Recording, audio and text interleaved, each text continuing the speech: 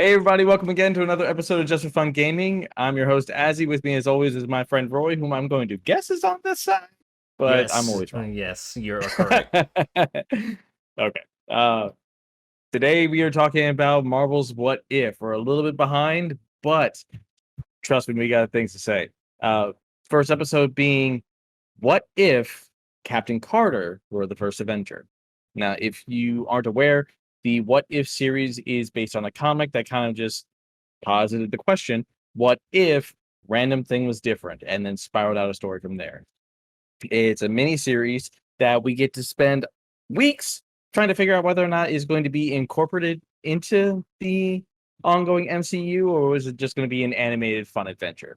This first episode in particular being about whether or not the difference maker, because that's what each of these episodes essentially stems off of. It's like this one choice for this one moment. If it was slightly different, how would things have changed? And if you remember from the first Captain America movie, when Steve is about to undergo the procedure, uh, Tommy Lee Jones's character, I believe it was, or the doctor, asks asks Peggy if she would be more comfortable up in the booth. And the movie, she did, but in this first episode, she didn't. And because she was down on the floor, uh, the Hydra agent who was there to steal the formula acted sooner. And with Peggy being such a great shot, if you remember what kind of shooting she was doing in the first movie, he activates his bombs, uh, takes out Tommy Lee Jones's character, which was like a blink and you miss it moment, uh, and then shoots Steve while he goes to steal the formula. But there's Peggy to block his path, and immediately kills him. But now Steve uh, can't get into the device, and there's a fire raging, and someone has to, otherwise they're going to miss their opportunity in order to commence with the experiment. So Peggy does what Peggy does and immediately jumps in and tells him to activate the device, where she becomes a giantess woman, uh, and thus Peggy becomes Captain Carter. So, with this episode being narrated by Uatu the Watcher, who was being voice acted by Mr. Jeffrey Wright, if you like Westworld, uh, it's like I hope this isn't the only thing he's going to do, or He's he gets to carry over as the Watcher in the main oh, MCU. because I'm about to say he's got a role as Commissioner Gordon in the Batman movie. Okay, yeah, but that's DC. I'm talking about it. I'm like he's got work, dude. He's got some work. Okay, so that was a brief like synopsis of the beginning and the premise, but from this point on you can expect that we're going to be talking spoilers, because sadly we can't express ourselves if we don't. So if you haven't seen the episode yet, please, doors over there, uh borrow your friend's Disney Plus, watch the episode, and then come on back and see what the hell we got to say about it. So Roy, I've been talking too damn much already. What did you think about this first episode? I didn't like it. As much as I like, you know, uh, lead female actors in big roles like this one, it was trying to be like the first Avenger, Captain America first Avenger. It felt too similar.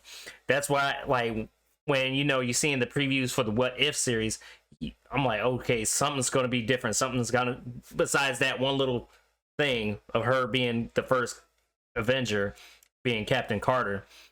It was almost kind of a beat for beat, almost like the only difference was the what was it, the Hydra Stomper, uh, and the whatever the hell they were fighting at the end, and then Nick Fury and Hawkeye wake Captain, or doesn't wake her up, gets her from the Tesseract or whatever.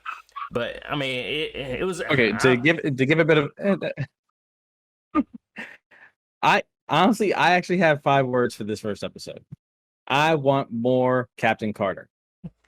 Uh, I loved it. I know I have to. I'm always that guy. Like, sadly, I'm already bought and sold by the MCU, so I know I sound like a shill, but I actually really enjoyed it. I actually enjoyed it for the reasons that you don't like it, because I think that it was actually really clever it makes it feel like, because I've seen stories like this before, where now this feels like, while um, the ripple in the time stream, if you can imagine, was whether or not Peggy, um, the fact that Peggy stayed down on the floor rather than going up to the booth.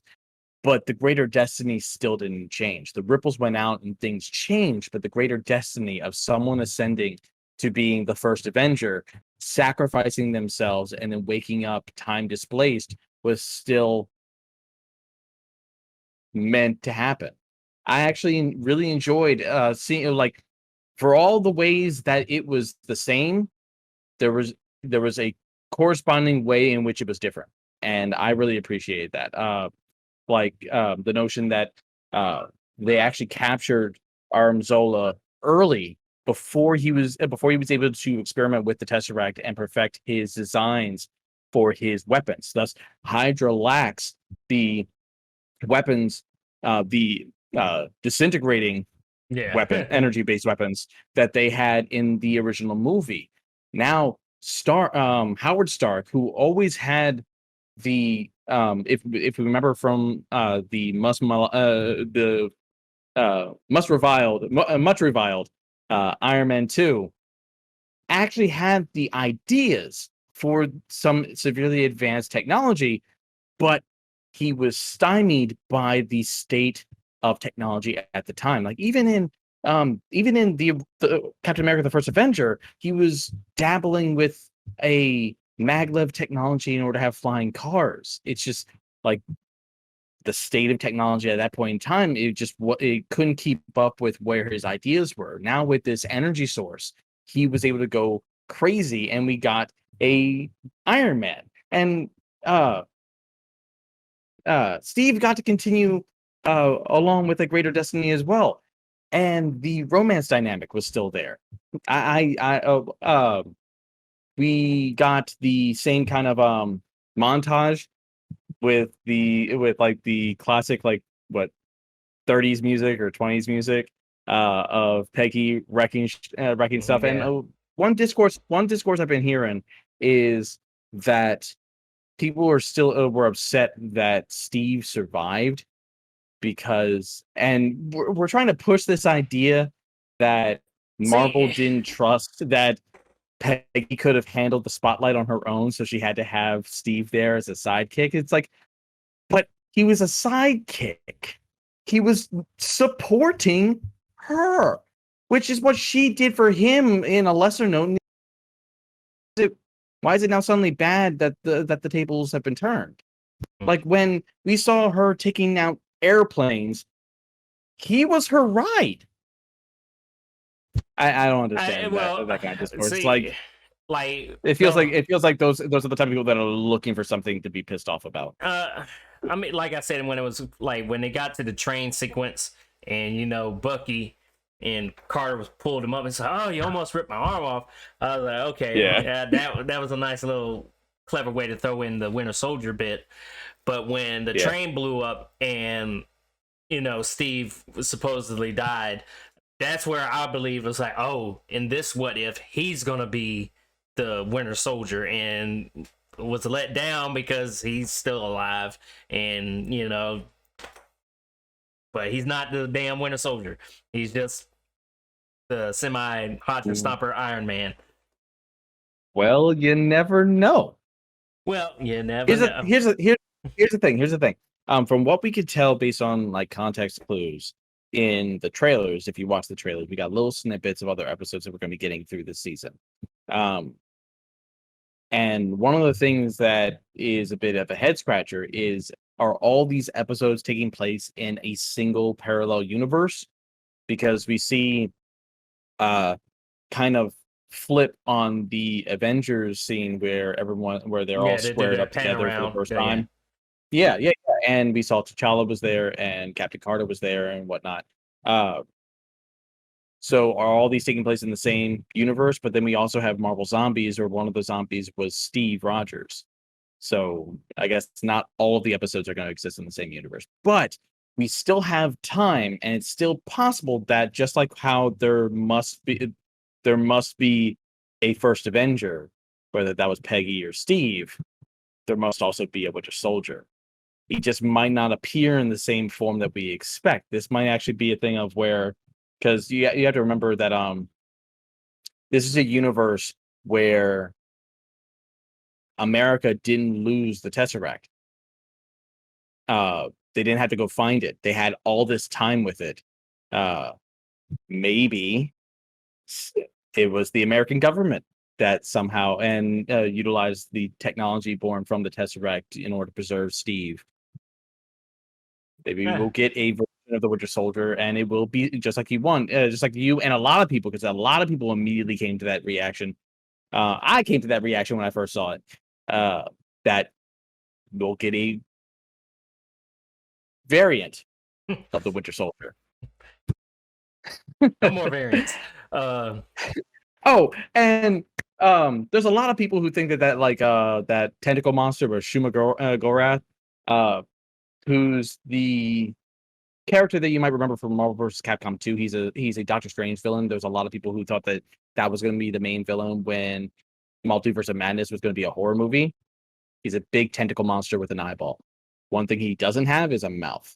So the moment it had like a bird mouth and it was more like an octopus, then it's like, no, it's just giant. It's just a giant tentacle monster. It might be an Easter egg for Shuma Gorath, but it's not. I don't know. I just wish this episode deviated more away from the first Captain America movie and not try to follow most of that. Like even like them, Peggy going in to rescue the other soldiers and stuff like that. That was almost the same. The Howling Commandos. Yeah. That, and well, we ain't got to worry about I think when it really got my attention is when the train blew up. That's when I was more into it at that point, because I was like, okay, this is somewhat different. And then near the end, Nick Fury bringing her back, so to apparently maybe assemble the new Avengers. Well, we also got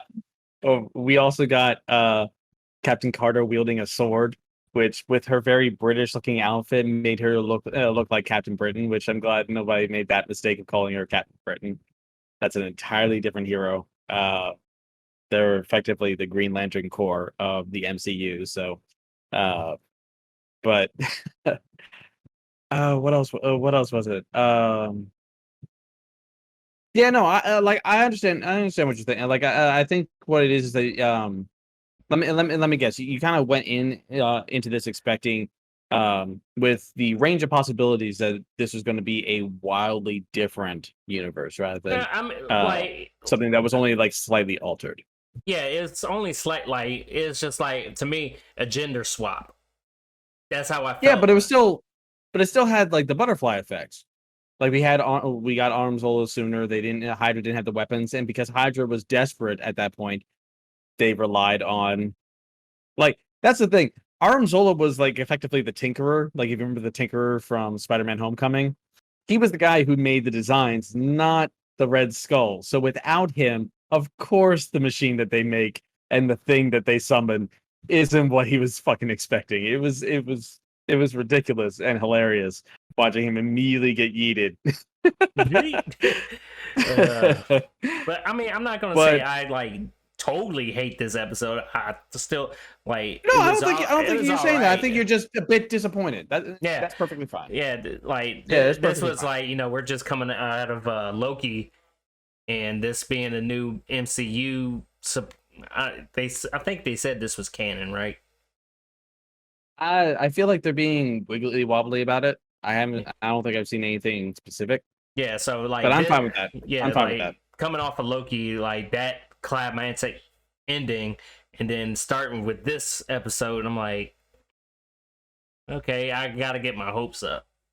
Yeah. Like I was just looking for a little bit more different things, but then again, I got to think of the time period that they were in. I'm not going to see anything wild and crazy. I mean, then again, you got the Tesseract bringing in some. The first Avengers a girl, and now there's aliens invading. Still, I would give this episode a solid 8. No, I'll give it a 9. I give it a 7.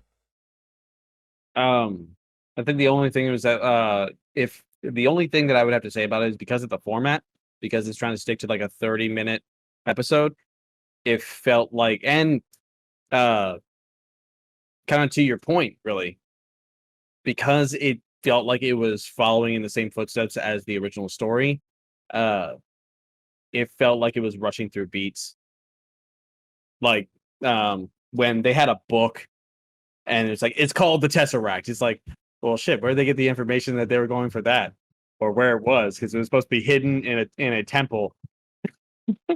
They kind of had like knowledge that wasn't in the original story that kind of threw me off for a bit. But I think part of it was that this episode was meant to be barely a deviation and ripple into bigger consequences as kind of a way of easing the audience into the concept. And with the subsequent episodes, we're going to give way wilder takes. Yeah, I'm trying to look up the first episode and seeing Like who the second episode. hold on. I'm actually trying to see if the voice actors from the original movie voice the characters. Oh yeah, some of them didn't sound right. Like Bucky, like Steve. No. Bucky was Sebastian Stan. Yeah. I know he didn't sound right to me for some reason.